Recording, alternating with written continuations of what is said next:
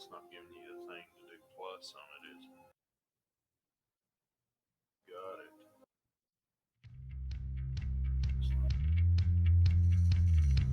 To be honest, I don't know how to charge this without shooting it.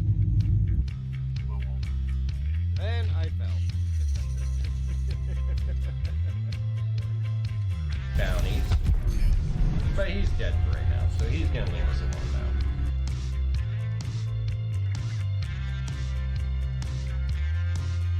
I will if I kill you, it's not my fault.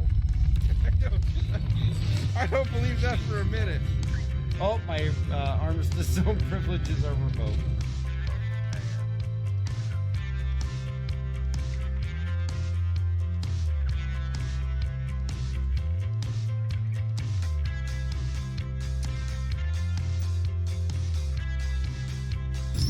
No, it looks like I got hit by my own ship when I was getting out of the seat. There's another NPC. Yep, he's dead. Oh, no, he ran away. Okay, so we got to go through that all again because obviously I don't know how to turn a microphone on. All right, thank you, Mystery. Sorry about that. So as I was saying, we are back every Saturday at 8:30 p.m. with my usual technical glitches and everything. To State of the Verse, go over the newest and latest information and news in the Star Citizen universe. Thank you again, Mystery, for pointing out that I missed that. Of course, we're joined by J-Scale, which we just had a conversation with, that he is back, and Lori is happy to see him, as highlighted in Twitch chat. Say hello for the second time there, J-Scale. Hello, still alive. Yeah, and still kicking.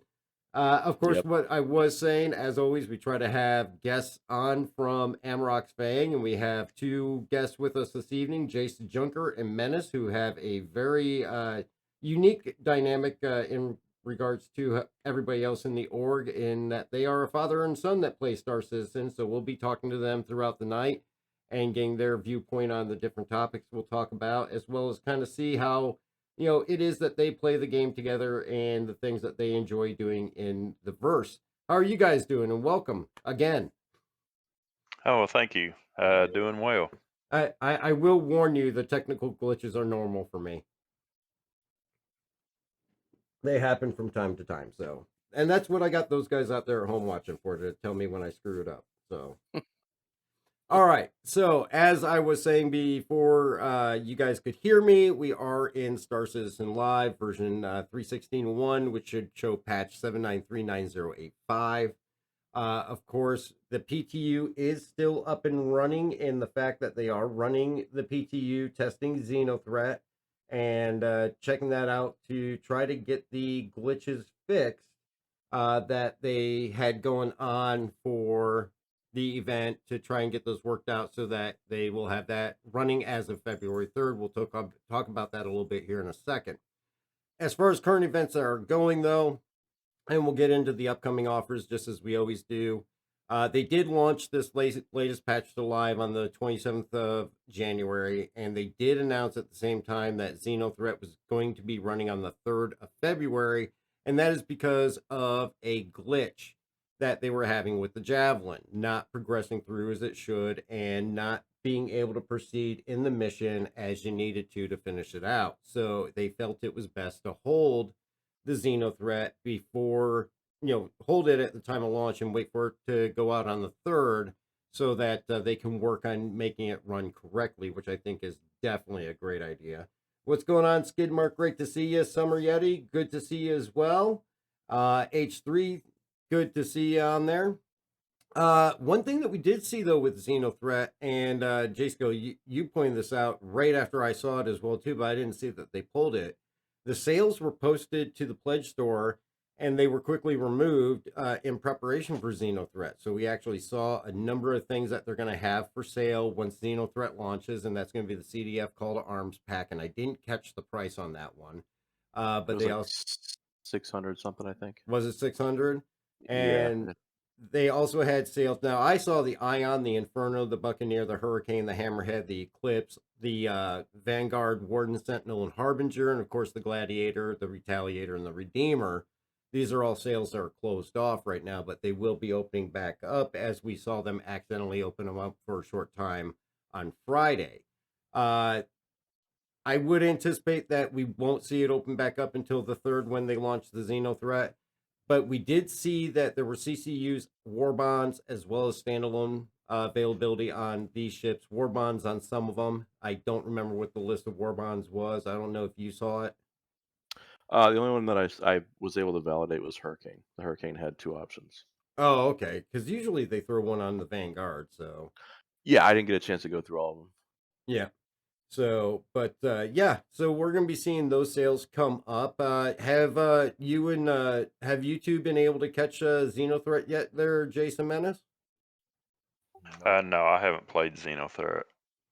Oh, so you guys never played any of the past ones either? No. Oh, you're gonna love it. It That's a is lot of fun. the best dynamic event. It's a blast. Oh yeah, and I know I've seen some people in game chat saying, "Oh, it's another version of Ninetales." No, this is much better than Ninetales. Yeah. It definitely requires a lot of coordination between the cargo hauling, the dog fighting, plus covering the Jericho station and the javelin. You guys are going to have a great time with it, trust me. Especially if you like dog fighting, because there's a big portion of it that's heavy on that. If you do like FPS, you have to go clear the Starfare out in order to get the commodities off of it. So you get a little portion of ground FPS going through the Starfare, clearing it out. Then you get the loading the cargo and all that. It's a very, very well-rounded a gameplay loop for sure. So it's Uh, tough to find anybody that can say they don't like it. so it's got a lot of depth to it then. Oh yeah, definitely. And it's we're Ninetales, and I don't know if you got to play much of Ninetales, but when Ninetales first came out, it was very long and drawn out with no real direction being given to play it. But Xenothreat is very well mapped out. The announcements from Commander Dooley direct you to exactly what you need to be working on, calling out what commodities they still need back at the Javelin, as well as calling out threats with the Idris coming in to attack the station.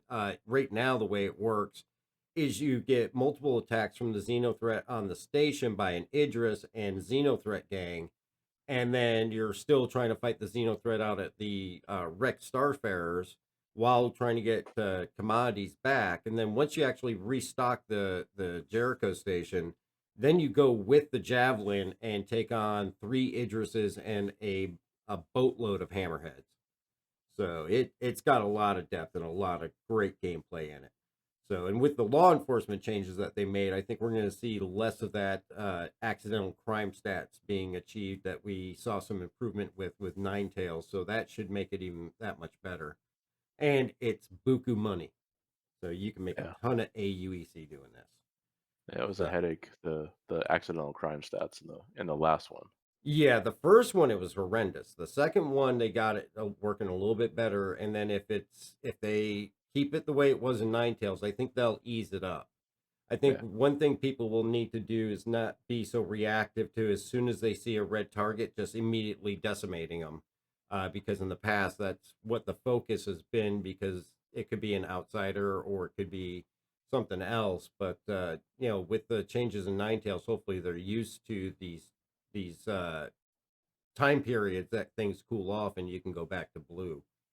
So, but the great thing is these sales are opening up. Let's see here. Original Twitter post had a map of Stanton that did not have Microtech but did have Delmar. I didn't. Yeah. No, I did that. So there, I Okay. monitor the Twitter account of CIG because they post some stuff out there, and they posted out like a CDF Xenothreat tickler. Oh, yep. And if you go to the CDF page that they posted, the map is fixed. It's centered on Microtech, but it was a map of Stanton, and it didn't have Microtech, but it did have Delamar. So And they quickly posted something like somebody's been drinking or something like that. It was pretty funny. so they had an old shot on there. Yep. You gotta love that. So the Twitter post did launch the phase 1 of Xenothreat warning video yesterday. So in right now in the PTU, Xenothreat's gonna play through. It's playing through today. at 7 o'clock Eastern Standard Time, which was about an hour and 45 minutes ago. It's also going to be playing at midnight, and then again tomorrow at 7 p.m. Eastern Standard Time as well too, and noon. I think we also got. No, we don't have noon. It's Sunday evening. So we may be able to jump in on that on stream tomorrow because that will be starting right at our launch time. So we may even launch tomorrow night's stream about 30 minutes early just to get in on that. So that it's a good time. And definitely Jason Menace, jump on the stream tomorrow if you guys want to jump into PTU and give it a shot. So, but they also announced Jumptown's going to be making a return in February as well. No dates that I've seen given specifically stating when Jumptown's going to start up, but we will see that through February. So we'll have the two different dynamic events running. So a lot of AUEC to be made there. Of course, we're all familiar with Jumptown now at this point. And I would imagine it's going to be a continuation of what we saw before. Not really a lot of time between the last running of it and February to make any changes. But also don't forget January 31st through February 15th, they will be holding the Red Festival. And we're going to see limited sales alongside with the Red Festival, the availability of a special red paint, envelopes that can be turned in for AUEC as well, just like what we saw with the Luminalia packages. Not sure what they're going to be selling those envelopes for. In the past, it was the same 1,000 AUEC that they had on Luminalia, but we also know that this year at Luminalia, they changed those amounts. But they also increased the number of packages. So I don't know if we'll see the same with the Red Festival. Of course, looking at the Red Festival information in Jump Point, looks like it's the year of the monkey from what I could tell from the pictures that they had. So It's the water monkey actually. I thought monkeys don't like water. I don't know. It's the Chinese zodiac, man. Well, okay, I'll go with that. So, of course, after Red Festival, we got Coromore, which is going to be February 17th. And Coromore is, of course, their Valentine's Day celebration. And with this, we also know that we're getting a free fly that's coming in on the 17th. I would imagine it's probably going to be no more than a week long. It may even just be the weekend, but we usually see a limited ship sale with Coromore as well because it's the only time of year that they actually sell the Hornet Heartseeker. So we'll see that Super Hornet on sale there. I'm not sure what other ships are going to offer. In the past, they've offered the MSR as well as other ships, but last year we saw the MSR move over to the Fortuna. So we'll have to see what other ships they offer with that Super Hornet.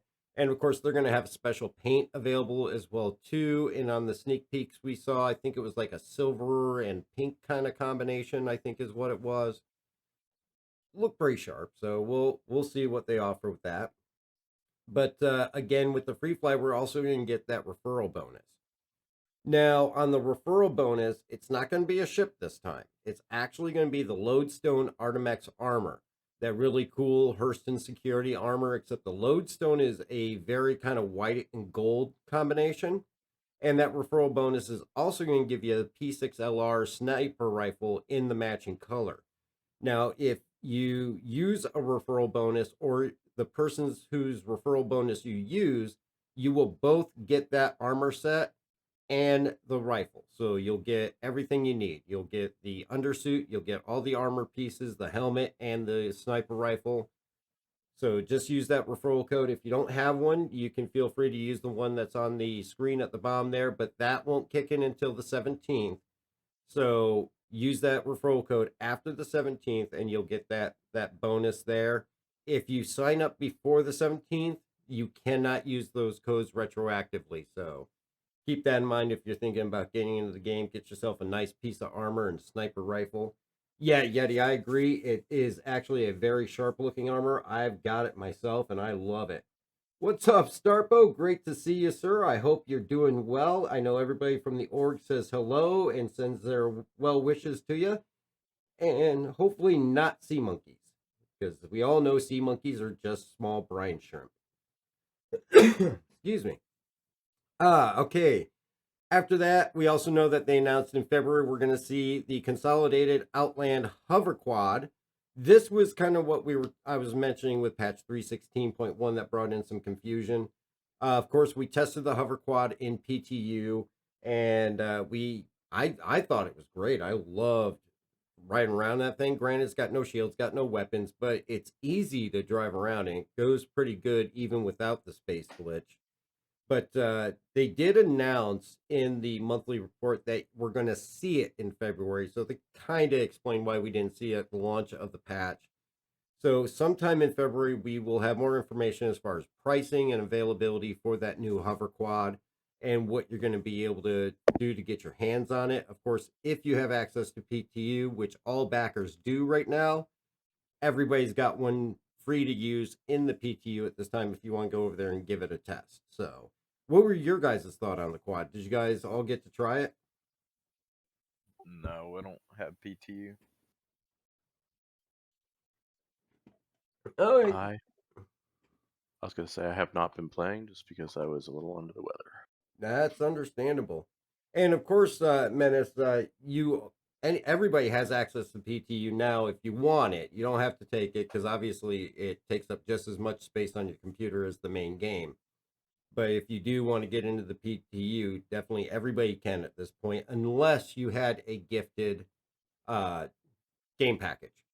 So I'm not sure why, but we found out after we gifted out some starter packs that people who get a starter pack as a gift do not have PTU access. It doesn't necessarily make sense to me.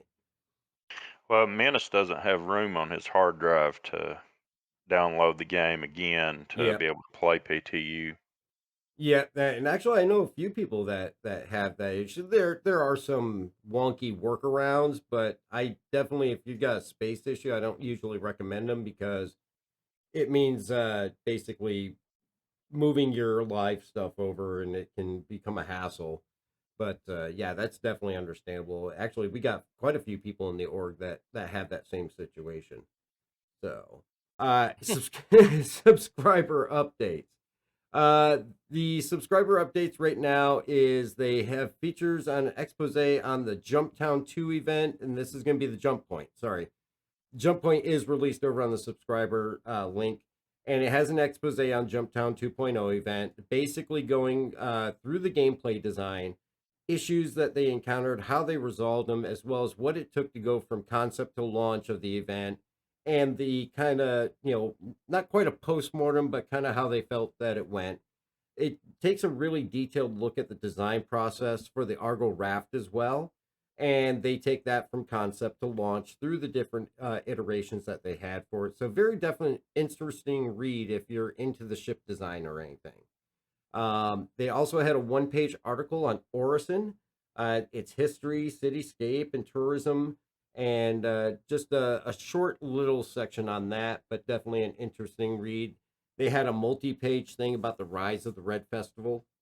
This really went into the background history of it, and for people that really like the lore, this is really a great read because they kind of give the meaning of it, where they got it from, and how they incorporated it. Uh, Current ship of the month, don't forget for the subscribers, is the Nova Tonk. And then February, I believe it's going to be the Hercules series. So we should see C2s, M2s, and I would hope A2s. Not sure if they're going to give everybody A2s. It may just be the first two, but it'd be nice if they would give those A2s out to everybody and Moabs for everyone. Uh, yeah. And of course, subscriber flare is always kind of, hinted at in the jump point, and at the end of this jump point we saw the ad for the plushie Hercules in game. So are we going to have plushie Hercules that we can throw around the game and do all kinds of stuff with? It'd be interesting. I would like a plushie Hercules myself. I got my Pico, I got my Finley, now I need a plushie Hercules. All I'm missing is that plushie Ursa that's in the carrot. Or no, that's in the Hercules is where they have that. Mhm. So definitely want to see that. Argo Mole is still available as a standalone ship for subscribers. You're going to get that at the standard price, but you're going to get 12 months of insurance on that. So it's going to have a longer length of insurance, being that it's the subscriber ship from last month. And of course, after every month that it goes, it's the ship of the month. It goes on that kind of sale for the next month. So we'll see the Hercules in March be available with an extended insurance, but probably the same price. What's going on, Bright? Great to see you.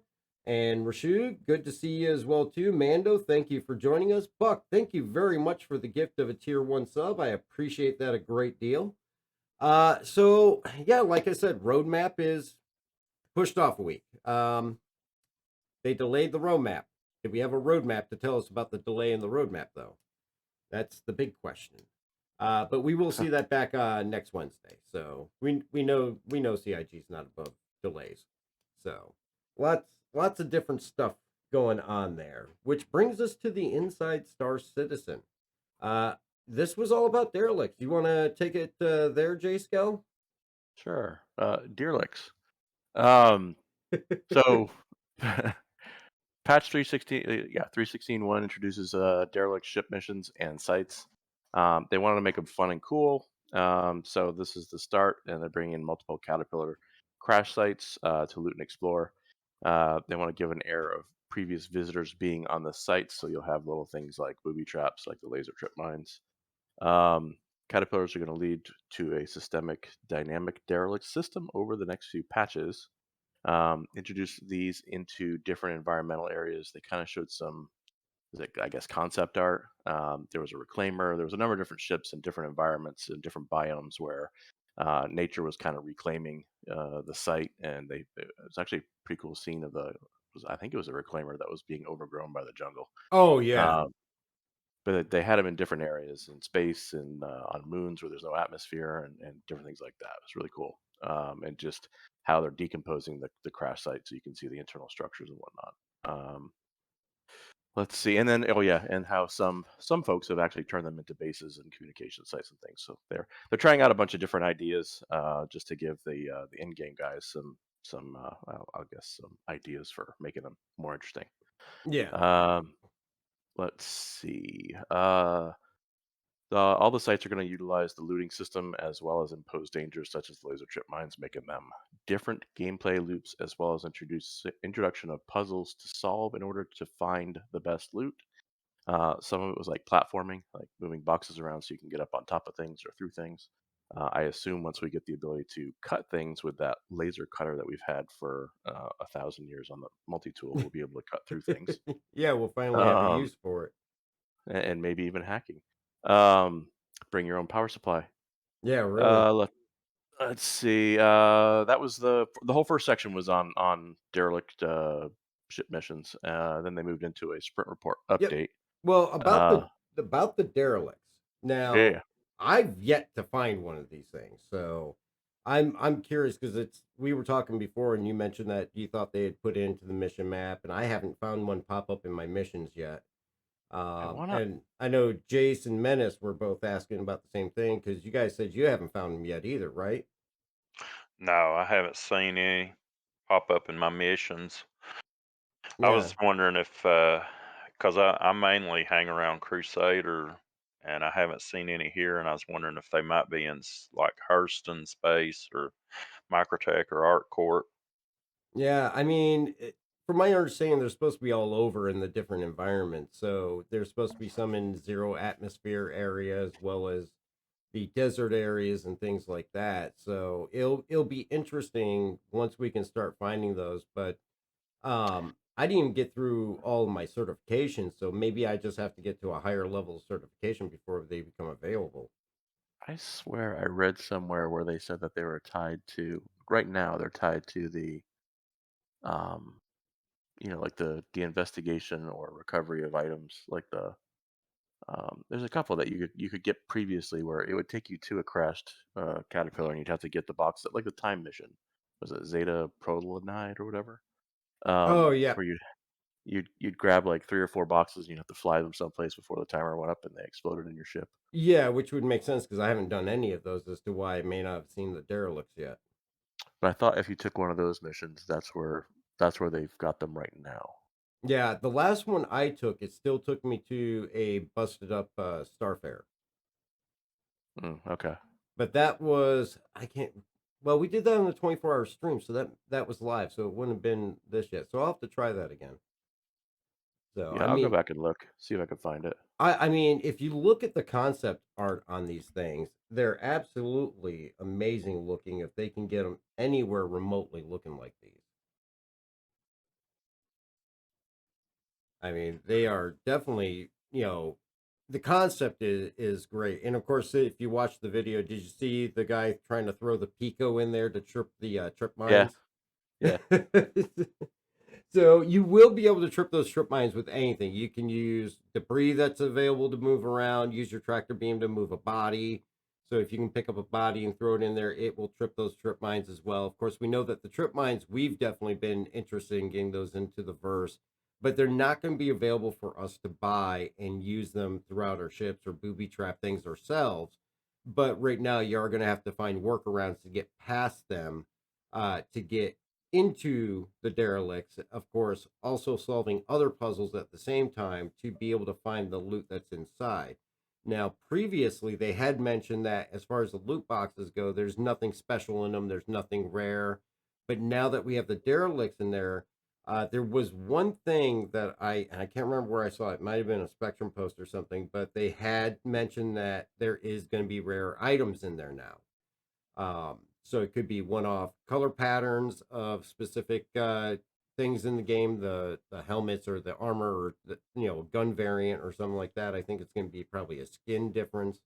We've seen knives in there, so I think it'll definitely pay off if you take your time and go through all these different things and look for the things that you can grab. yeah. So I'm definitely looking forward to it. Check them out. Yeah, in which we will probably also make sure we do on stream as well too, because I have a feeling that if I'm gonna die by a laser trip mine, it might as well be broadcasted to the world so everybody can get a laugh from it. So it I'm it kind of bummed that you can't uh, purchase them for use in game. you can't yet, but eventually you will be able to. I don't think you can pick these ones up either. I think that you can tractor beam them maybe, but you can't pick them up and store them and take them with you. But eventually you will be able to though. So Yeah, I th- think they've got them as part of the ship. yeah, Robin Aurelia thinks a crossover is good. Oh well, I'll catch up with you on that another night there, Robin. Bright, don't know about a plushie constellation. For you, I thought you'd be going for the plushie 890 or 600. Actually, you would probably want the plushie 400. Harmonic. 600. Yeah, there you go.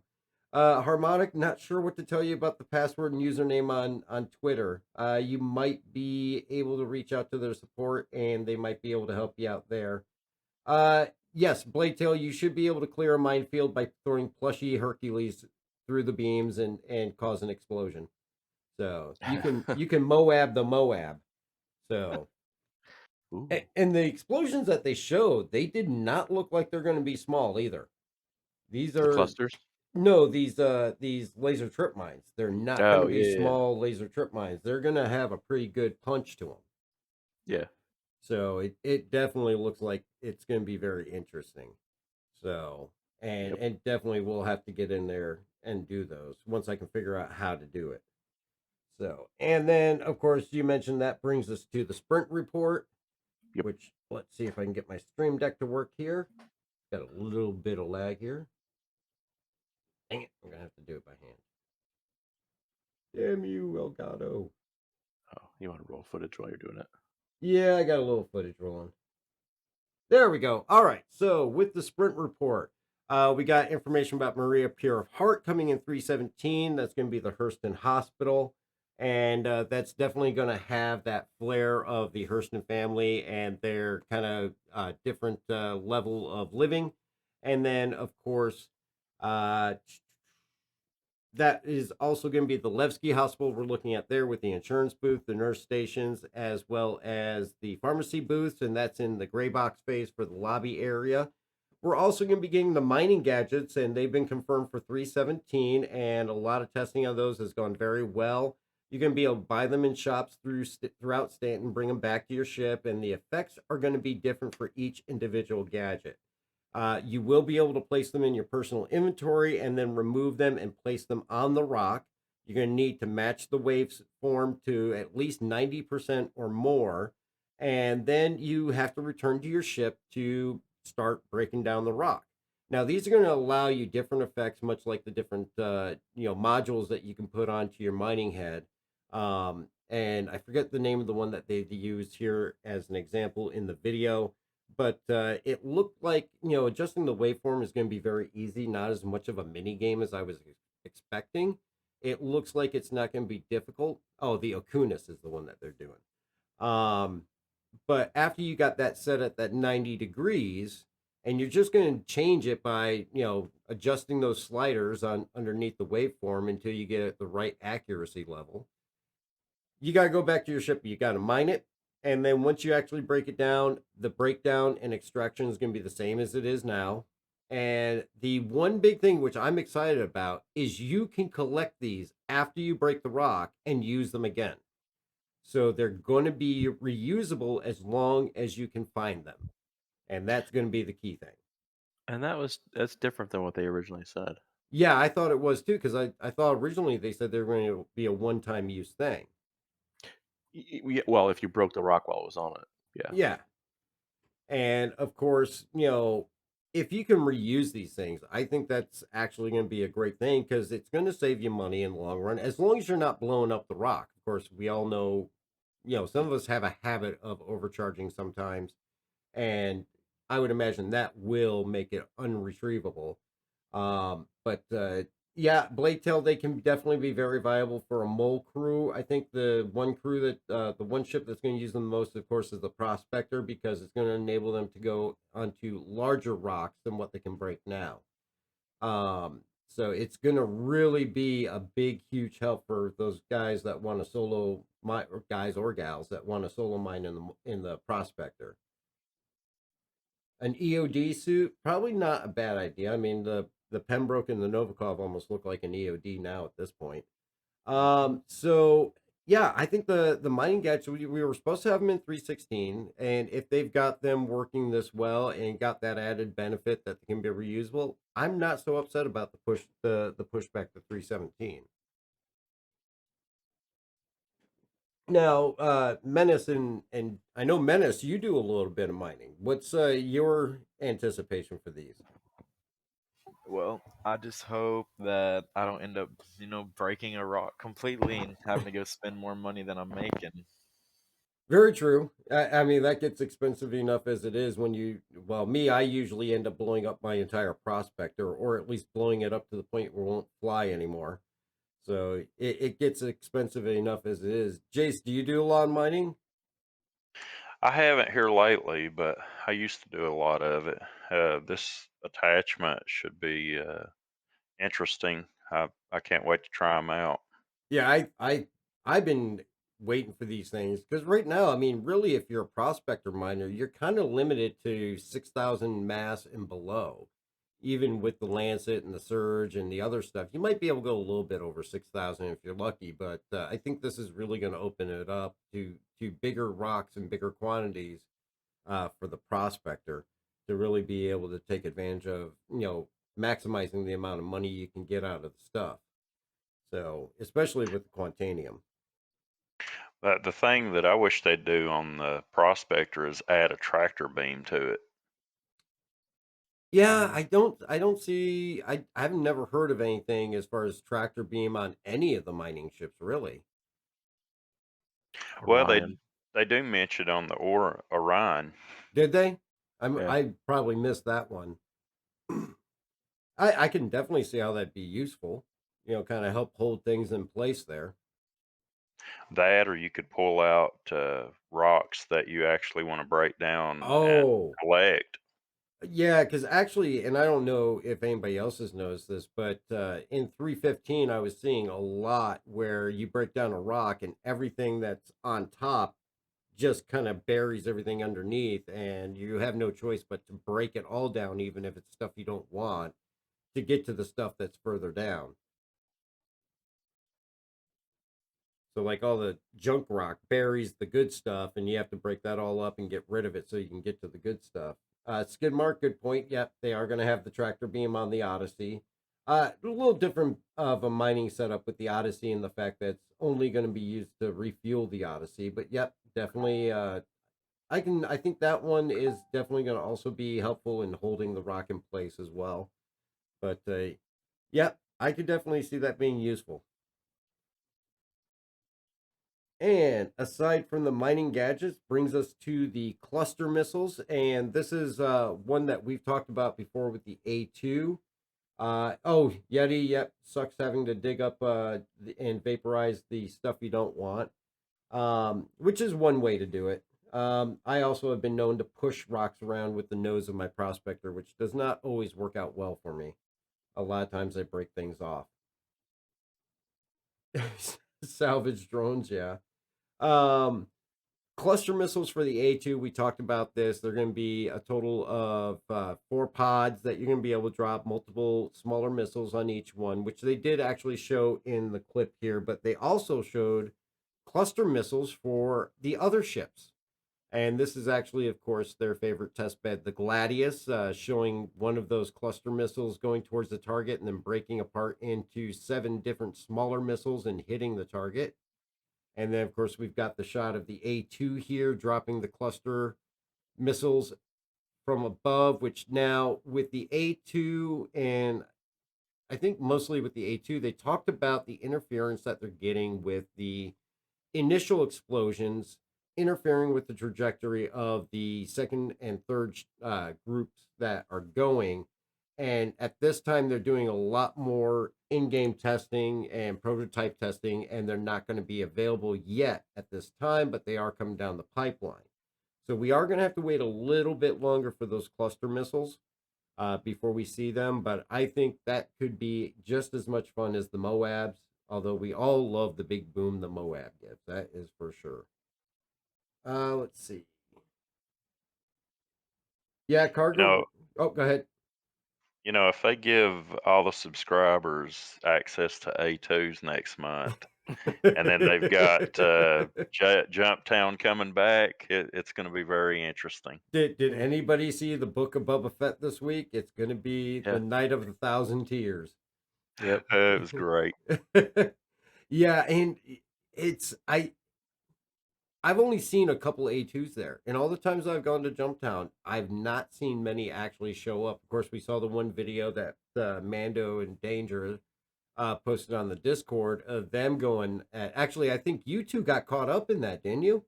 Yeah, we were a part of it in the wrong way. That's right. That is right. I remember that now because Mando owes Menace a few guns, doesn't he? I think he done took care of him on that. Oh, did Yeah, he? we were there looking to crash some ships, and then all of a sudden we seen that A2 come out. And it's like, we're too late. We can't get away. Yeah, because And no, oh, go ahead. and no, he has not gave me my guns back. Because that was a character you had there, right? Yep, I had to go spend my own money to buy new guns. He'll Well, be okay. we'll take care of you, Menace. No worries there. We got you back. So, but yeah, I think the cluster bombs are definitely going to introduce a whole nother level because it's just going to be like hopefully a wall of fire going. I mean, the animations they had here, they show that interference that they're getting from the initial explosions, but hopefully they'll work it out where it's just a ladder step of nothing but explosion after explosion. That's what I kind of have pictured for that. So, but yeah, yeah, because that video is on the Discord if you guys ever want to revisit it from the other side. Let's see. Yes, cluster bombs do need more time, Bright, and they are fixing the Rattler from what I understand, and that's going to be part of these cluster missiles. Let's see. Bladetail, Jumptown's closed was a Merc org. I found it on my old account. Oh, that was the name of the org that you found on your old account. Okay. Yeah, that's probably from the original running of Jumptown back well before I got in the game. And when it was a glitch in the system still. So, all right. So that brings us to, of course, the ship update of the sprint report, which is the Vulture. Why don't you go ahead and take that one, J Scale? Alrighty. Starting with the Drake Vulture, they showed a ton of shots of this. It's in the final art pass. It showed all of the interior pretty much.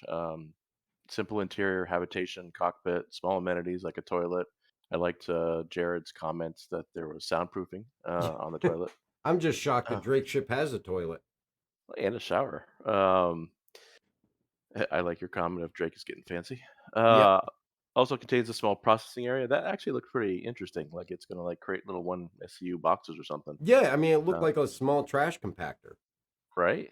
Um, but hey, um, after that they went on to the RSI Scorpius, showing that it's currently in gray box and working on the compartment areas of the cockpit for all of the components and the what do you call it? Storage for your little belongings that you're going to bring along with you. Yep. Um, Looked really cool. They showed some shots of the ship with the folded wings, wings unfolded, etc. Oh The yeah. hull A is moving through things nicely. They're spending a lot of time on the cargo extension apparatus and the rear engine assembly, which looked pretty neat. I'm actually looking forward to the hull A for some reason. I don't know why. I think it's Because it means quirky. the whole sea shortly behind. Yeah, it means cargo refactors close or should be right. Yeah, 318 still. Yeah. Well, we'll find out Wednesday. Yeah. Let the salt flow. BMM white box phase is progressing, and we found that there's going to be a little brig in the toward the front of the ship. The engine room is still going to have moving parts based on what they said. Looks kind of cool. Looks kind of steampunkish from some of the images. Oh yeah. Um, and the Drake Corsair is in early white box phase. And I'm hoping that we'll see it at the end of the year or by the end of the year. Oh yeah. And I mean, what was it? 2.5 months ago, just before the end of the year, they put out that list of ships that these are not being worked on. The Corsair Yeah. was one of them, and of course now they're working on it. Yeah, and I'm curious as to like the timing of the work that they're trying to get for Pyro, because it seems like Pyro's coming along nicely. Yeah, Um, it is. It really is. I mean, we'll see in some of the shots here in the sprint report about the work they're doing with the Lagrange stations. yeah, well, there's the brig on the BMM. Sorry, I was Yep. looking at the video. Anyway, spacescaping with the upcoming Pyro system and its stations and gas cloud systems. It's They're doing different things with the Lagrange point appearance, trying different color palettes for different locations, and there's some placeholder recs that will be updated to be more recognizable at some point. Yep. Uh, Jared said we are on the road to Pyro, but did not give us any hints. Yeah, and these are Uh, the shots of Pyro here with the gas clouds, and yep. you'll see upcoming shipwrecks as well as Lagrange station. And these things, I mean, the concept art they put out for this game is Yeah, it's awesome. unbelievable. It's pretty cool. And of course, everything from the derelicts and this will end up in the subscriber vault for wallpapers and everything too at some point. Yep. Let's see. Outlaw space stations and Pyro are also being worked on. A lot of the stuff that they showed, it looked like it's really far along. Oh yeah. And then video of white box combined with other elements. It's really awesome. Yeah, and this really gets my hopes up for Pyro that we are going to see something towards the end of the year. We know that you know everything they're kind of pushing right now is the road to Pyro. We're seeing a lot of stuff coming in from that, but we're also seeing the work they're doing with Levski on Nyx, which Yep. makes me want to believe that there's very possibly they're working on the two of them, at the same time. I mean, we're seeing the hospital at Levski. Obviously, they don't have to do much work on Delamar because it already exists, other than just giving it a polish and a pass to update it. Yeah. But I will not be surprised if we see Pyro, and very shortly after that, we see Nyx come in after it. Or keep your fingers crossed, maybe even the same time would be nice. But that's me making crap up right now. So, Well, that would be a big release too. oh Let's yeah. Yeah, but we know that right now this is their focus. They got the new studio out in Manchester and all that, which Jared actually talked about on the Oh no, he talked about it on the Star Citizen Live, the move to Yeah. Manchester. They're still in LA right now, but we're gonna start seeing his backdrop start getting disassembled and everything. Yeah. And as they move out to Manchester. But I'm excited for Pyro. I think it's going to be amazing. Danger, thank you very much for the 2 gifted subs. I greatly appreciate that. We now found you a new home, Danger. There's a brig in the BMM, so you and Mando may have to get accustomed to some different accommodations once we get the BMM in. And yes, you can say release the Kraken, Mando, but I'm sure they're going to put a brig in that one too.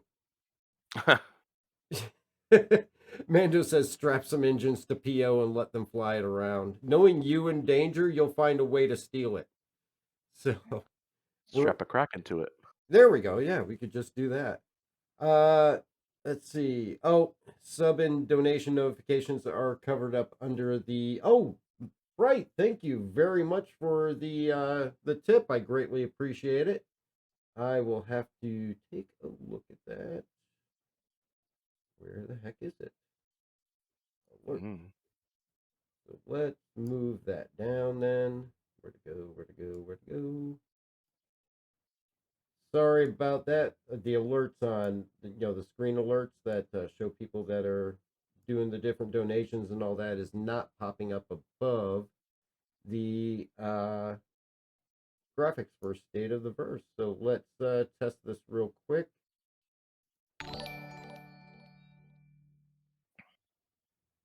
And it's still popping up below that. What the heck is going on with that? Well, that is very strange.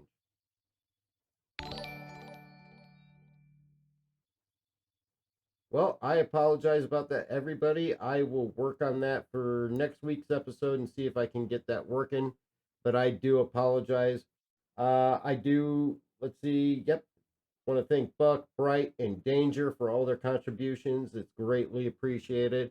And I will keep a closer eye on that for tonight's episode. So, my bad.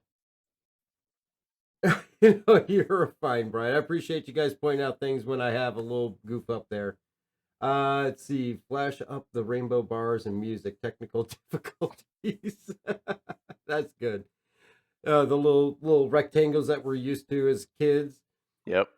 Let's see. Dazman, if I need a support ship while mining, send me a join group if I'm online. I got a Cutlass Black. Definitely shoot me a friend request, Dazman, if you haven't. We definitely use support ships and scout ships all the time when we do our mining excursions and all that. Would definitely love to have you join in with us anytime that you're on. So that actually brings us to the Star Citizen Live. Now, with the Star Citizen Live, we know that they love to do these kind of 1 hour creation kind of things where they get in, they form, a pirate org, or they get, some other group going in, and over the course of the hour, they create a character, a vehicle, a scene, or something like that. This all had to do with the derelicts. They had, was it Fred? I think his name was Fred from the Turbulent Studios, which is one of the newer studios up there in Canada, going through how to create the scene of a derelict, and they were working on a caterpillar and all that. It's an hour, just over an hour long. Very interesting, definitely if you're into game design, conceptual art, and things like that. There's not a whole lot of information to take from that other than the process that it takes to create it. But I definitely found it very interesting. Just of course, what they do takes much longer than an hour. What they do in an hour is amazing, but the actual stuff for the game actually takes much longer than that to do. But we have seen things that they create on these actually get added into the game, much like with the fire rats, I think they called them, the gang from Pyro, as well as other things. I think one time they made Jared into a snake slash fish slash dog hybrid type thing. Oh, the commercials cut me off. Oh, yeah, I can't see the commercials. I apologize about that. But very interesting. If you're into game design and development, these are definitely well worth the watch. And a lot of these have been coming up lately, and I think it's definitely interesting to see this side of thing because not everybody is involved with actual game design and development, which is one point Jared makes here that Fred does not design the game. He is an artist. He gives them ideas to put into the game, but he doesn't actually design the game itself. But did you watch the entire episode on this one? I skimmed through it. I didn't have the patience to watch the whole thing. Yeah, yeah. I kind of skipped ahead a few different parts and everything, but to kind of give you an idea. And like I said, if you're into the game design and all that, it's absolutely amazing what they accomplish in an hour. I'll speed this up a little bit here because they're working on a Caterpillar crash site here, and you can kind of see the derelict kind of body that they got going on there. You see the cockpit and the outer wing, and then this was supposed to be on like a sandy seashore with kind of spires or mountainous area around it, and of course they add the huts into there and everything. But to go from that to this in an hour is absolutely incredible. That takes a lot of talent. I'm lucky if I can draw a stick figure, so. And half the time I screw that up, so. But yeah, definitely check that out. Later on in the video, they're actually joined by Jeremiah, who's been sponsored on Star Citizen Live as another concept artist and all that. I think he was the one that worked on the Fire Rats with Jared. But definitely, a good vibe that they're giving off. That it seems like they work well together and everything, and they really kind of have a good time just doing this, even though they're under that pressure of doing this in under an hour. So check that one out. It's out on YouTube, as well as you can find the link to it on the RSI site, as well as the link for the Inside Star Citizen if you want to catch that sprint report in full. But that brings us up to the Galactopedia update. There wasn't a whole lot in there that I found super interesting to highlight. They added some entries for the Spartan, the Cuddy Steel, and the Argo Raft. Nothing exciting. But the bulk of the updates were on the Orion and Baker systems, with a handful of interesting things. Port Conrad is a former UE city on Armitage, which is Orion 3. Orion was I think the first system that the Vandal took over, and it's now contested space, but there are still humans living there, and they use Port Conrad as a trade center. Mm-hmm. The Baker system is the host of the unofficial racing event Able Baker Challenge. The Baker system itself is kind of like I don't know, it's like a waste. It reminds me a little bit of Pyro based on some of the descriptions of the planets there. Not very hospitable, but they use basically the in system natural challenge, like asteroids and whatnot, as obstacles and barriers for the Able Baker Challenge, the race itself. Right. GIO is the Geological Investigation Outpost on Baker 4, which is owned by Shubin.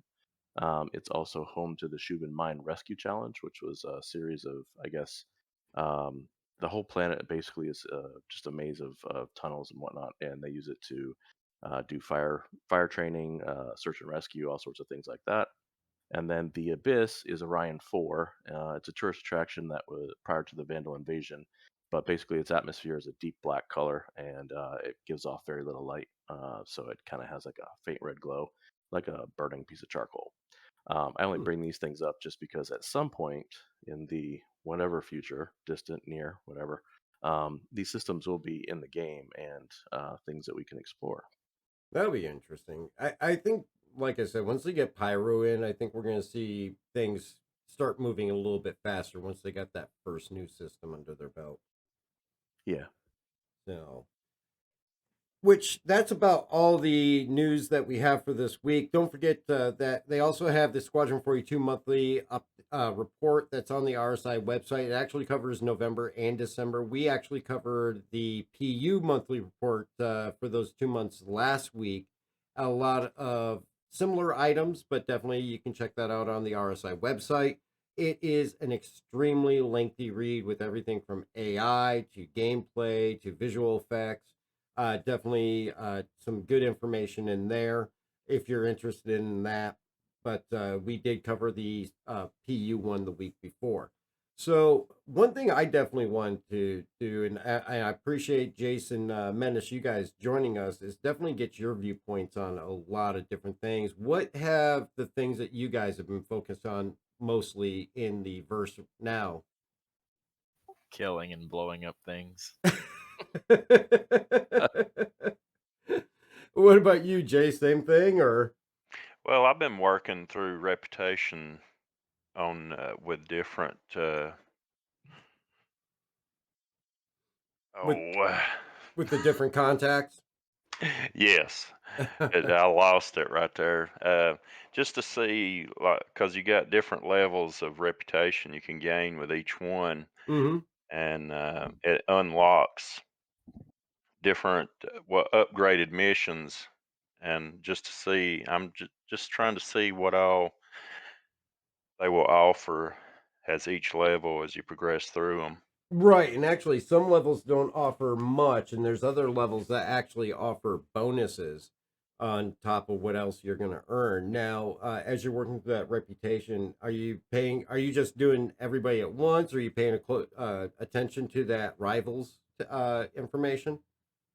Yeah, I've been uh, looking at that too, just to see, like, if you do uh, a bunch for Crusader and then do some rivals for Crusader, if it starts taking away. I haven't noticed that as much unless there's a bug or something going on there. See, my understanding on it was it will slow down your progress with the other one for a short time. And still you until you start building up some more rep with them, but then you're going to slow down your reputation building with the other one. Um, I I haven't noticed myself it remove anything yet though, but I think it does definitely slow it down. But so and of course, I mentioned that you guys are unique in that you guys are father and son, of course. And kind of some interesting things I'm kind of curious about is, do you guys play separately more often, or do you guys usually team up and do things together?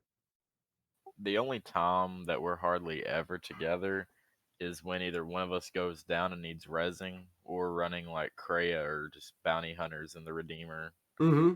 or the Hurricane.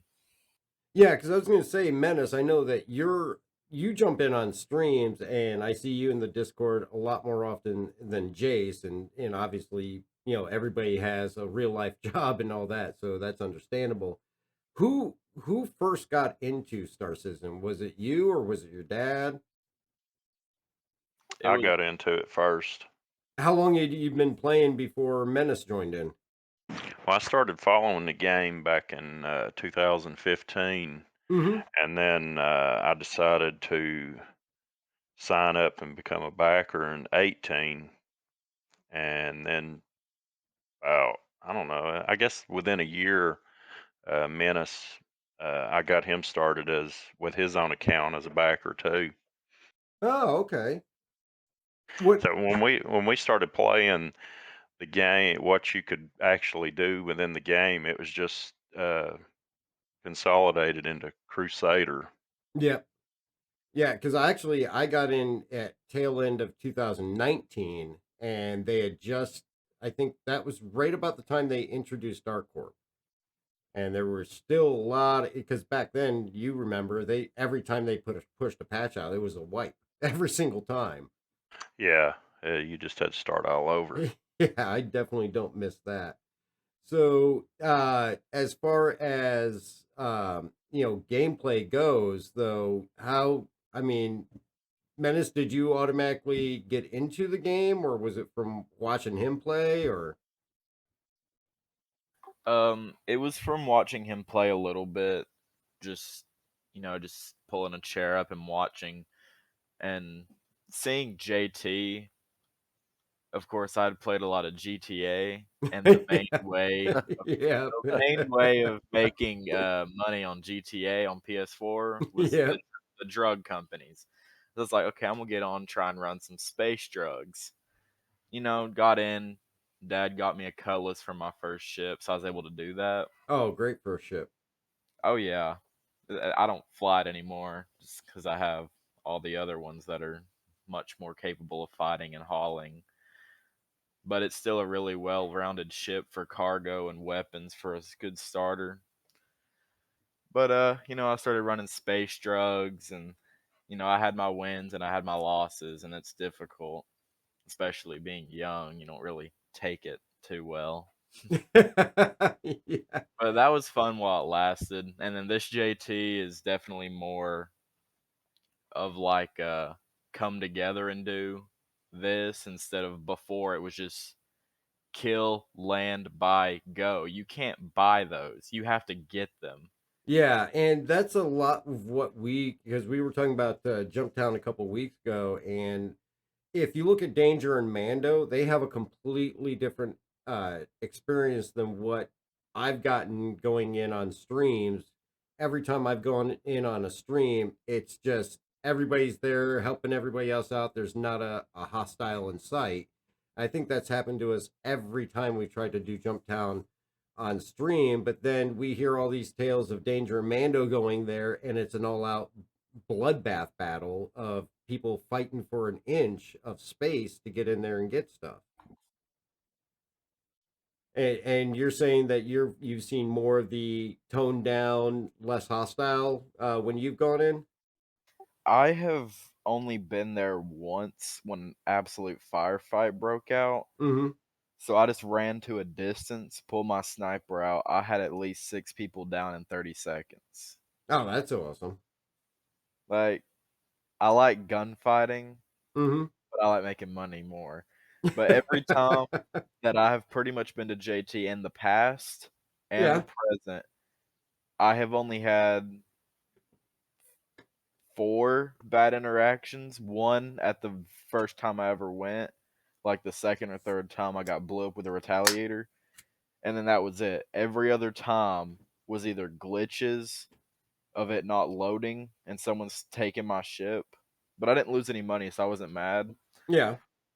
or just that was really it. Now this time it's either A2 bombs or someone also stealing your ship.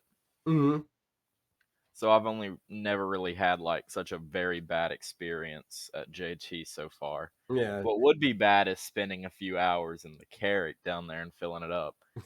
I think the most that I've ever had it down there was for 4 hours, and 4 Really? people just 4 hours for 4 people dumping in and came out with about 3 mil. Wow. See, Yes. I usually try not to be on the ground more than an hour just in case. Well, to be fair, it was just us and 2 other people on the server. Oh, yeah, then you got a little bit of a security net there. Yeah.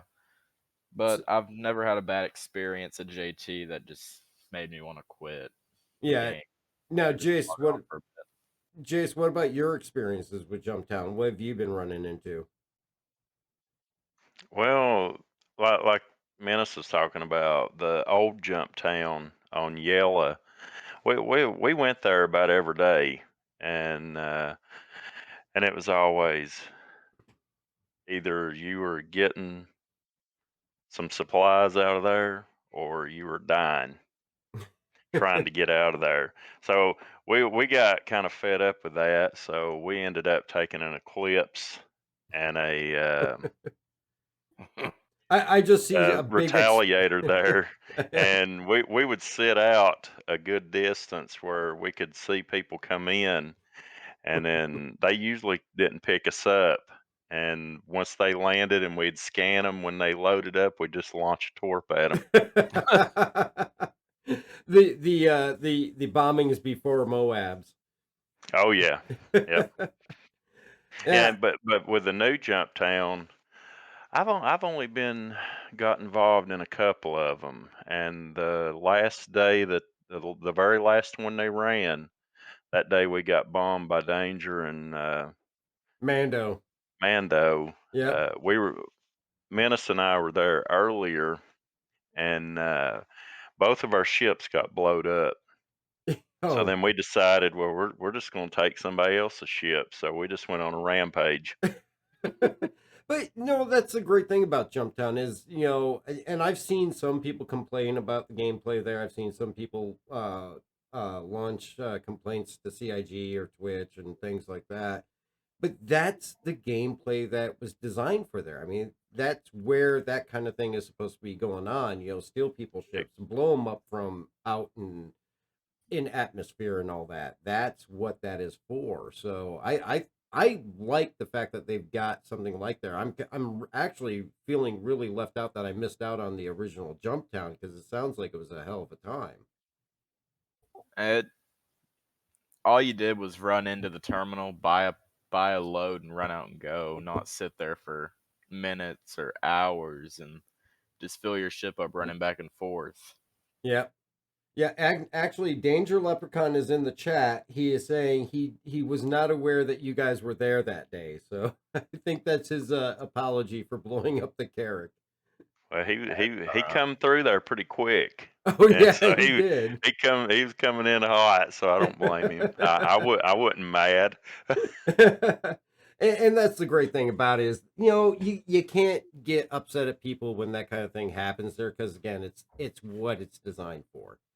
And I really wish we could have gotten more of that when we were doing it on stream. Unfortunately, there's just every time we got on stream, we were like 15 out of 18 people on the server, so we never really ran into any hostiles. But Blade Tail says original Jump Town, look for the hammerhead, sneak up on foot and hijack it, then use it. Well, we don't want to use anything as a ram at PO. But he says that was the original Jump Town experience, which I from what I've heard, the original Jump Town experience was just absolute chaos. I don't remember it being as bad as everyone's making it out to sound. Of course, I didn't do it 24/7 either. Yeah, It's when I wanted to make quick, easy money and just fly down there, buy a load, kill whoever, and just make like 60K profit off of 20K. yeah, Yeah, and see, and another thing about the original Jump Town, you didn't have a waypoint to get there, so yeah. you had to go to a OM above the planet and look for Landmarks. landmarkings just to be able to get there. And if you could do daytime after you've done that a few times, you could do it in the dark with Yep. ease. Yeah, because I remember when I first got in, before I started doing the YouTube and all the streaming and all that, is I saw videos about how to find it, and they showed you the landmarks to look for. And I'd gone out there a couple times trying to see if I could just move like Widow or whatever illegal narcotics they were selling out of there. Plus, um, I think there were some personal missions that ran out of there too that you had to find it because it didn't have a marker yet. And the marker for it's been coming and going. It's there for a while, then they take it away depending on what activities they got going on. But I remember watching the YouTube videos trying to figure out how to find that thing. And the first time I remember I felt excited that I actually found my way down there pretty well. So but yeah. Now, did you guys get to play Ninetales at all? Oh yeah. Oh yeah. What were your opinions on that? Well, just a quick thing back to the original Jump Town. Yeah. I was doing some prospector mining on Daymar, and I came across this drug or just a place that looked like JT on Daymar. Mm-hmm. So I called Dad down there to, check it out, and turns out you could buy Widow there too. Oh, okay. On Daymar, it was the Neon Waste facility. It has a marker now, but that's Yep. what they called it. I got on YouTube to see like anything about Daymar, and there was like one video on it. Yep. But I was like, dang, I found this on my own. So I Yep. took a caterpillar down there and sat there for about an hour, and I filled it up full of Widow. And I get to Grim Hex to sell it. So I sold half of it there and went Mm-hmm. to Levski and sold the rest when that was a thing. And I came out with a big profit. Oh, I can imagine back then earning AUEC was definitely much tougher. And I think Yeti's pointing out that that was the orphanage that you might have found. Maybe. Yeah, I believe that's right. Yep. So, yeah, and they're obviously we've seen different posts pop up on different moons. Like was it NTX 999 is popping up, Teddy's Playhouse. wheelers. They all have markers now on the map.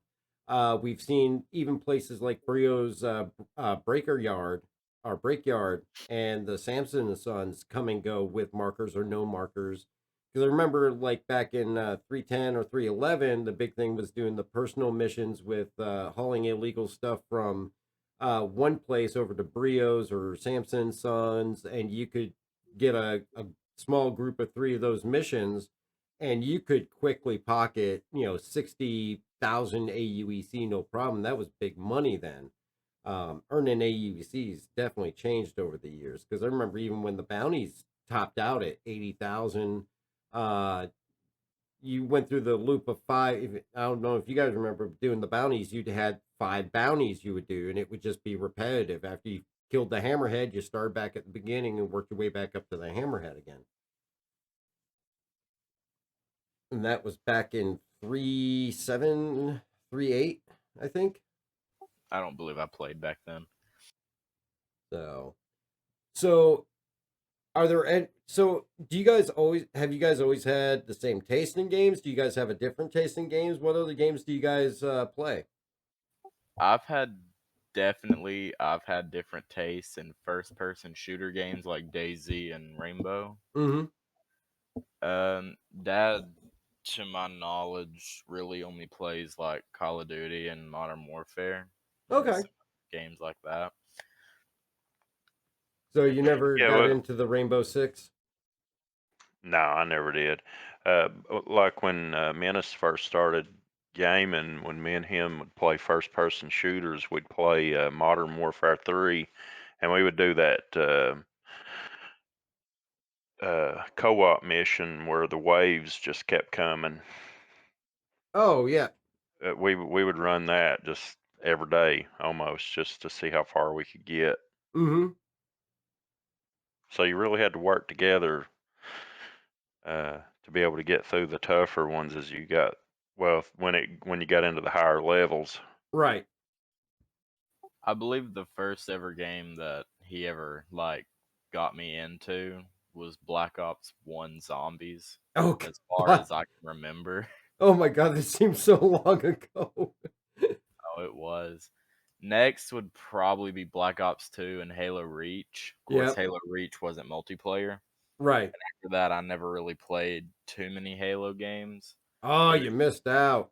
I know I hear a lot about it. You can always go back and get them on the Master Chief Collection. They are great games. ODST was really good. Oh yeah, I Reach is one of my favorites. I will say Yeah, that. that is my favorite one out of all of them. Yeah, and I actually downloaded Infinite. I haven't started it yet though. I got to get into that one.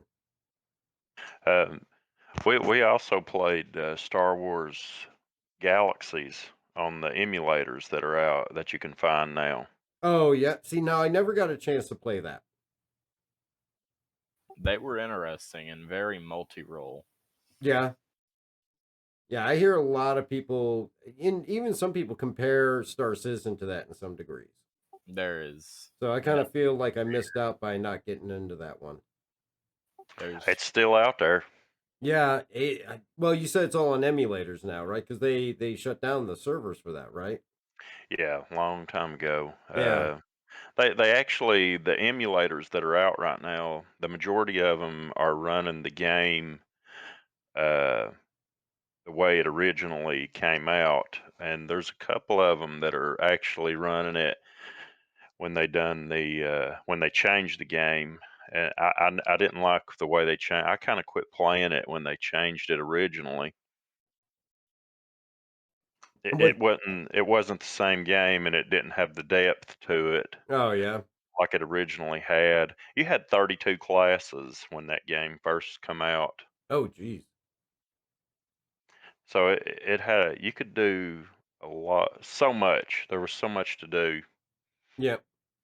So And unlocking the Jedi class was a grind. I was gonna say that must have been probably one of the highest achievements, I would think. It was. It was hard.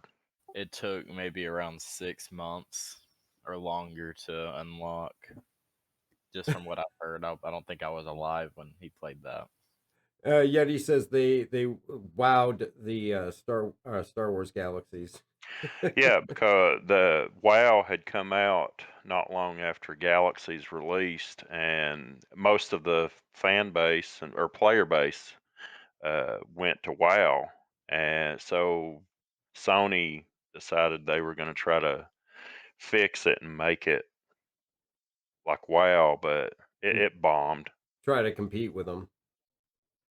Now, Jaceco, if I remember, did you get into Galaxies? Briefly, very briefly. Didn't hold Yeah, my interest. yeah, and for me, and Yeti, you mentioned World of Warcraft. I can't do World of Warcraft. There's no way I can get into that game. I played that years and years ago, like when it was beta. Yeah, I mean, that's been around for gotta Long be time. 20 years now. It's been a long time. Yeah. So let me ask you this, because I know you guys play Star Citizen and all that, and you sometimes play together and all that. Has in-game occurrences ever gone out of game, and did somebody get grounded for taking your bounty or anything there, Jace? No, that hasn't happened. Not yet, at least. Not Ideas. purposely yet. So how does now you said you got Menace his game pack and all that. How do you guys decide? I know that Jace, you obviously have your own fleet, and Menace, you have yours. Do you guys have the same taste in ships? No. What No. what is your I- go-to there, Jace? That's a tough one. Just while he's deciding, I'm gonna say that I like the small, nimble fighters who can get in quick and just tear things apart. So Or things like the Arrow, the Gladius. the Gladius for sure. I decked that thing out with the top possible stuff in the game and just ran out and done bounties and all that. And it's very nimble and hard hitting with 3 size 3s and the missiles. But the Redeemer is probably my favorite multi-person ship currently. But I know when the Perseus comes out, I'm gonna get a crew on that thing, and it's just gonna be nonstop.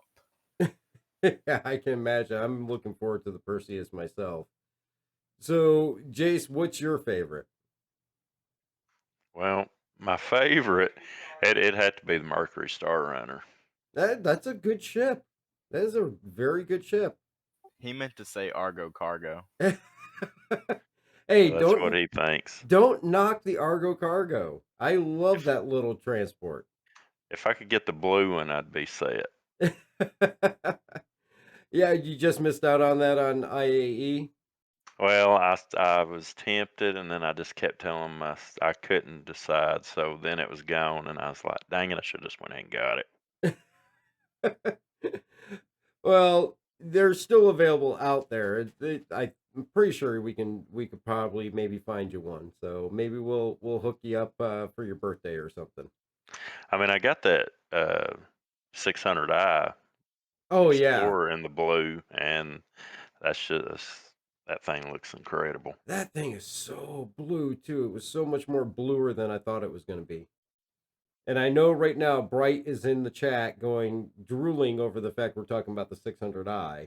Because I know he likes that blue also, but it actually it grows on you. I will say that. At first it caught me off guard, but it has since grown on me on the 600i. I'm really interested in the taxi services that they're going to be bringing in game, hopefully this year. That will be interesting because obviously we know that the Genesis Starliner is not on the roadmap, but I mean that's kind of geared towards a taxi-like commercial flight type system. So I'm really curious as to maybe if the taxi system could be a precursor to what we'll see with the Starliner. Yeah, definitely. So, and I will admit I broke and I got a Starliner because I want to be a commercial pilot, and I want to hire Danger to fly it. Pirate. I think you messed up there, bud. I did. Yeah, Buck, we're talking about the Invictus Blue. But yeah, I'm really curious how they're gonna work this because who's gonna I mean, everybody has their own ship, so how's a taxi service gonna work? Are you just gonna ferry around NPCs? Yeah. There's still people that ask for rides. Yeah. Yeah, but usually they're broken down and well, yeah, I guess if you're a taxi, you could go pick them up wherever they're at. But as far as a commercial flight service, though, people aren't going to really need rides if they have ships, unless they don't want to No. wait the respawn time or reclaim time if it's not their home port. Oh, role playing too. Yeah, yeah, true. I mean, some Yeah. people get really in depth with that. I mean, if you think back to this last episode of Book of Boba Fett, Mando had to take a ride. Yeah, that is true. They made him take all his weapons off. That was a really good episode this week. If nobody's caught it yet, catch Book of Boba Fett is actually really really good, especially if you're a Mandalorian fan. And actually, this past episode, Mandalorian fans will definitely enjoy. How about Mandalorian? Mandalorian is a whole other animal. So we were still trying to teach our Mando how not to point mining lasers in people's faces. But that's fun. Unless you're on the receiving end. And then, Hey, Menace has done me like that. and then, Not. then he took my helmet after shaking me by the collarbone. Yeah, Buck, I actually was asking myself the same thing on this week's episode, but still a really good episode. So now, as far as like when you guys get ships, obviously, Jace, you get whatever ships that you want, and you have your fleet, like I mentioned, and Menace has his. Menace, if there's a ship that you want, and again, I don't want to get into asking people's ages or anything like that, but do you have a job or do you get your own stuff? How do you guys go about that? Well, I'm waiting to hear back to start my job, so technically, yes, I have been accepted onto the role I offered. Oh, For congratulations.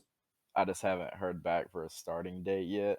And as far as like getting stuff for my fleet, it's either a surprise or I do stuff around the house to like get that. So it's, you know, So is every year the javelin on your holiday wish list? no, probably the Idris. The Idris. No, it's half off and it's a little smaller. Yeah, very true. But Oh, go ahead. ever since I started and I really enjoyed mining, it's definitely been the Orion that's been on my wish list. Yeah. And having one now, it's like, okay, what's next? Looking for that other gameplay loop that you want to specialize in or get that big ship to go in. It never ends. Well, Oh no. I got into this game and I said, oh, all I need is a Mustang Alpha starter pack. I can buy everything else in game. I'm not gonna pledge anymore. And I have ended up pledging an 890 jump. I know I have yet to remove the foot from my mouth on that one. So yes, Yeti, we do need the Kraken to release, that is for sure. But we also know they're not working on it. So Jace, just out of jealousy's sake, have you ever gotten a ship and flaunted it to Menace?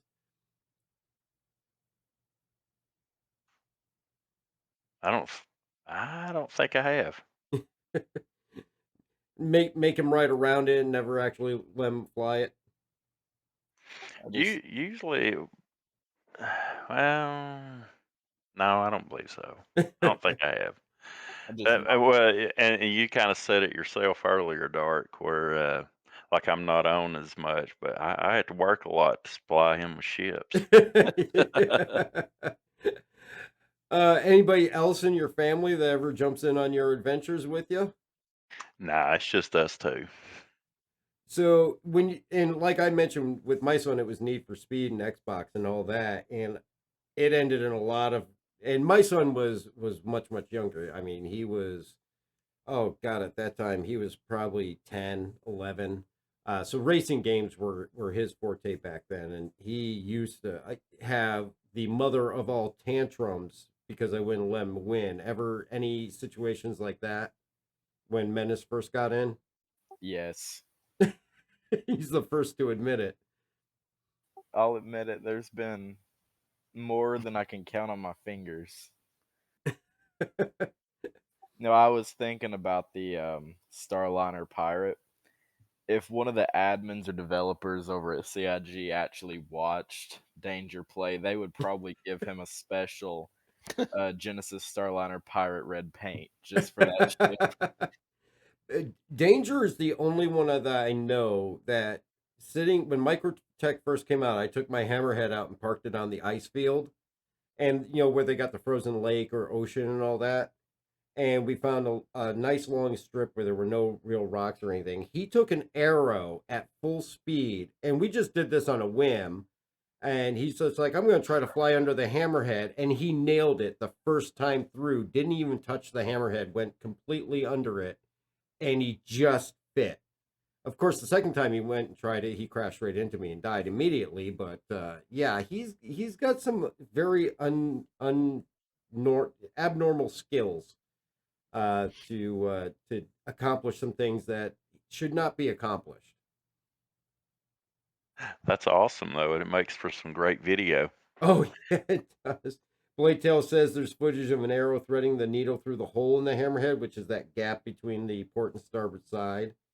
Uh, Yeti says he rolls loaded dice.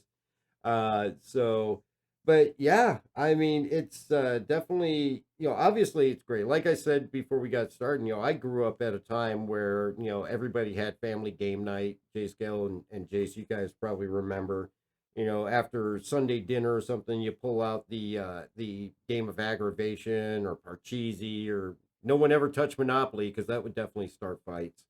Shoots and Especially, ladders. yeah, shoots and ladders. And I think aggravation was like the favorite one in my family because that almost started fights when you would like knock people back to the jail side. Um, but that was something that we grew up with, and of course that moved into video games with my son when he was growing up. Of course, he's 25 now and doesn't play the same type of games that I do. He also lives out in Idaho. But now to see a family that can share something like Star Citizen is definitely great to see, and it's a dynamic that we haven't experienced in this org. And occasionally you might run into somebody that's like husband and wife that plays and stuff like that, but it's great to see that the game has that aspect too, that it can also be something that family members can share in as well. Exactly. You're talking about husband and wife. That's kind of relatable to Zeroth. Zora, see, now I didn't know Zorath's wife played Star Citizen. Well, it's not that she plays Star Citizen, it's that they play games together. Yeah. And we never really got to, on the topic of Ninetales, it kind of got switched. Oh yeah, we did. Go ahead and give us your opinion on the Ninetales. So my Ninetales experience has consisted of probably just over 10 cargo runs and 2 fighting. The first fighting run be the first time I ever played. I had Jace in the top seat gunner and Lonesome in the bottom gunner, my Redeemer. Just going around blowing things up, running out of ammo, refueling about 6 times, repairing the broken wings and engines off of my ship a lot. But that was a good experience with the Redeemer. The next few were just cargo running. Got back out there with the Hurricane the next time. Did some stuff on that surprisingly. Didn't lose anything. And then the rest was just cargo runs. Now, I did have a few Hurricanes jump on my C2 and blow it up, but that was the only time I ever lost a cargo run. Yeah.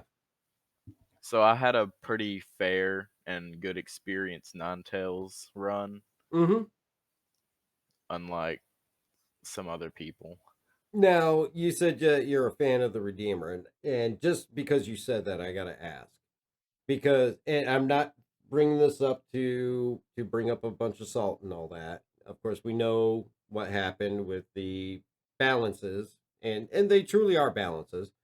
I'm not of the group that is demanding things be changed back, but with the Ion, the Inferno, and the Redeemer, what is your honest opinion about the changes on the Redeemer? You mean like with the turrets? Yeah. The turret guns? Oh, I took those off and put attritions on them, so I never really had the problem of, them being less accurate or having less ammo. Well, I know one complaint that people had with the Redeemer was the turning speed of the turret as well, Oh too. yeah, it's pretty slow, but just my maneuverability, I circle people, so you don't really have that problem Mm-hmm. instead of just flying past and just jousting. I like to get in a circle position so you don't miss. Right. And it's basically just who kills the other one first at that point. All right. So you've adjusted well to it then. Mm-hmm. Okay. And I don't know if you're a Redeemer fan there, Jace. Any experiences that you've had with that, or even the Ion with the changes? Well, both actually. The Redeemer, when the expo was going on, I rented the Redeemer, and of course, that's not exactly a ship for just soloing in. It's kind of useless at that point. But if you've got at least one or two other people that can crew with you, then it just becomes it's great at that point. Yeah. You can go through and just mow through a lot of stuff with it. You couldn't mow Uh, through that asteroid you hit in mine either. well, it got in my way. Hey, I know how those asteroids can be. I They was can gonna just pop say. out of nowhere. So, Every time he pulls his cutlass out, he comes back to Port Olisar with one engine and one front wing. oh, you got to cut Every them some slack on that one, Menace. The engines on the Cutlass just fall off for no reason. Yeah, I Yeah, bring back half a ship every time, but the but guns we get back. We don't get fall back. off. That is the important part. But like the Ion, I was excited to get that when it first come out, and I upgraded into it. And then, but I don't. I think they cut it back too much. But I could see them later on giving it a little bit more back. Yeah, and we know that there's going to be several other balance passes between now and the time the game goes live, and we know that just historically with Star Citizen, balance is an ever changing and ever evolving thing. So we know we're going to see other changes made to it going forward as the game progresses and new features come in. So I wouldn't think that this is the final iteration of it in any way. No, I agree. It won't be. But yeah, it was super powerful against light fighters. You just one shot them and go on. Yep. And people's complaining about the Ion is what gets me because they brought the Ion out as a capital killer. That's Hmm. what it is. Yeah, And they and took still away is. its ability to do that to its max ability as it came with because of people's complaining. It's called a capital destroyer. You're not supposed to fight it in light and medium fighters, Right. because And it still retains that capability very well to be a capital killer, but I think they balanced it against the smaller fighters that it was just dominating against to the point where it had no weakness. and me personally, after I heard about the balance changes, I decided to get the Inferno Hmm. because minigun, that's hit or miss anyway. Yeah. So I got it the Inferno and I love the Inferno. It just shreds everything. Oh yeah, I love the Inferno as well too. I mostly use the Ion for bounties just so I don't have to land and restock. But I think either one is a great ship. I ran about 6 bounties when I managed to get someone to lend me their Ion. Yep. Never again. Its accuracy. I'll have the green dot lined up and everything, and I'll still miss like 3 or 4 shots. Oh That's yeah. just not my ship. Oh yeah, I do too. I kind of like the challenge of that it gives you with not being as accurate against the smaller fighters. It makes the fight more exciting and more long drawn out. Because I like the Inferno the way it was too, but it was too easy. It was one shot done, gone out of there. You never even got to see the other ship. Now I got to think about maneuvering. I got to think about staying on target. I got to think about making sure that there's not rocks around me. It's a much more challenging experience. if you're going to use it for bounties. And I think that's good for the ship because that's what you want in the game. Is you want a challenge and you want the experience that comes along with trying to resolve that. And you talk about rocks. The past 3 months that I've gotten back into this game and done bounties, flying 1,200 mile an hour in the asteroid belt, fighting bounties, I have yet to smack an asteroid. I must have to get my prescription on my glasses checked because I can't avoid them.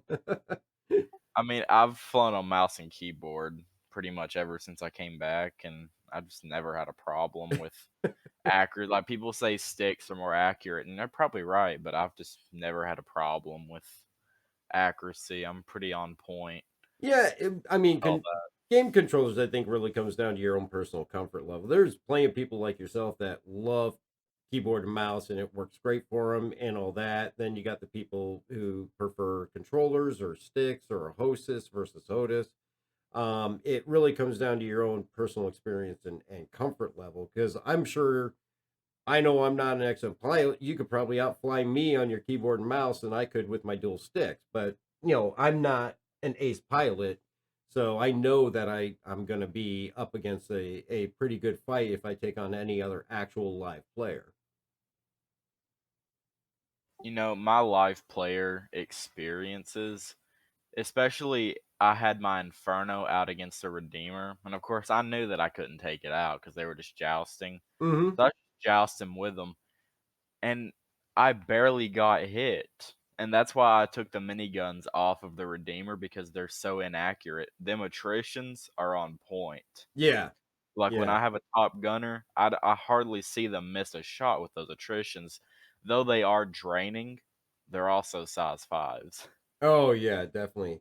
And Bright Shadow, definitely to some degree, I would say hardware can improve your playability, but I know me with dual sticks, I suck at dogfighting. And having dual sticks did not make me any better. So I have to say the experience and flight capabilities do play a small part in it because I got dual sticks and I play like shit. So excuse my language, but I suck. So that kills your theory right there. Um, but yeah, definitely. And I love the attritions myself. I usually bounce between the attrition and the Galderine on different ships. So I like both of those. And it'd be nice to see them to start doing these combat reworks and balancings where we're going to start seeing more differentiation between the different components, guns, and things like that as we go along as well too. We're talking about big guns. I took my Buccaneer out and I maxed that thing to the teeth with weapons. I Yep. had 2 sucker punches, 2 distortions, and a size 4 Rhino repeater on the top. Yeah. Nobody stands a chance. You knock the shields almost instantly, and then their ship's shut down. Then you're just shooting them with a size 4, and either until they fall to the atmosphere and die, or just blow them up because they can't move. Yeah, and Buccaneer is actually a pretty popular ship with some pirate organizations. Definitely NPCs use it all over the place. But if you look at other streamers, I'm probably going to say the name wrong. Madrafoka, who streams and he definitely plays, I think, the pirate side, but he uses a Buccaneer from what I've seen in some of his videos, and he does extremely well in it. And it's kind of like what you said, got the disruptions on there, got the size 4, and it just shreds through stuff. The Buccaneer kind of gets a bad little rap because I don't know if it's because it's a Drake ship or if you just fly it stock, it's kind of like a paper mache type ship. But if you bump that thing up, it can do extremely well. Well, you're right, it can. Same with the Gladius. I mean, it comes decent stock, but you put max everything you can get in the game on it, cannons, whatever, it's just you can't compare to it. 'Cause Yeah, I put cannons on it, I put neutron repeaters on it, I put distortions and cannons on it, and everything just works well on that ship. right. That is a perfect fighter ship in my opinion. A little one too. Well, I think that's why they use it as their test bed too. I mean, it's the go-to ship for them to test everything on. And it has a weapon rack on it. Yes, it does. Buck says they just don't like ships held together with duct tape. It's not just duct tape on the Buccaneer, Buck. It's flex tape, okay? It's a little bit better there. And some Flex Seal. There you go. Yeah. Hey, if he can make a boat out of that stuff, it can hold a Buccaneer together. So yes, It's and it's oh, go ahead. it's space safe. There you go. And yet he has a good point. It is their key ship. So, all right. Well, Jace and Menace, I definitely want to thank you guys for joining us this evening. It was great to have you guys on, and definitely I would be more than happy to have you guys on again in the future if you'd ever like to visit. And just anything that you guys got as last moment words. I appreciate you having us on here. Well, thank you for coming, Menace. I definitely appreciate having the opportunity to come and talk about our gaming life together. Oh, definitely. I'd love to have you guys on anytime that you want. Hopefully, you guys are going to be jumping into Xenothreat here, if not in PTU, but when it comes to live on the 3rd. And hopefully, I know Menace will see you on streams, and hopefully, you have a good experience with that. And Jace, hopefully, you'll be able to join us as well, too. But Jace Gell, again, thank you for all your hard work this week with helping with the topics and all that. Anything that you've got that you want to say as we head out? No, I don't. I'm glad to be still alive and back on my feet. Oh, we are very glad that you are, and hopefully your whole family's doing well and all that, and you guys got past the snow and everything. Oh yeah. That is, I finally got snow. I actually got to light off my snowblower yesterday, so I'm excited. I finally have some white fluffy stuff outside. So, but I want to thank everybody viewing at home as well too for joining us, and just say I appreciate all of the support. And if I can get my camera, oh God, stupid camera. My stream deck's on a lag tonight, I guess. But I want to thank everybody at home for joining us. I appreciate all the support. Don't forget, get your entries in for the giveaway for January, which is the Nomad 2951 IAE starter pack with Squadron 42, and the 5 paint pack will be given away on February 1st.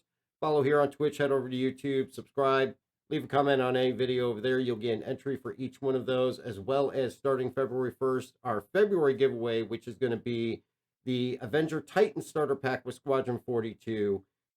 Those entries will start on February 1st and run through the end. But thank you, everybody else. I hope you have a wonderful evening. Don't forget to check out our stream every Wednesday and Sunday at 7 p.m. Eastern Time, and every Saturday here at 8:30 p.m. Eastern Time for State of the Verse, our podcast. And thank you again, and everybody have a wonderful night.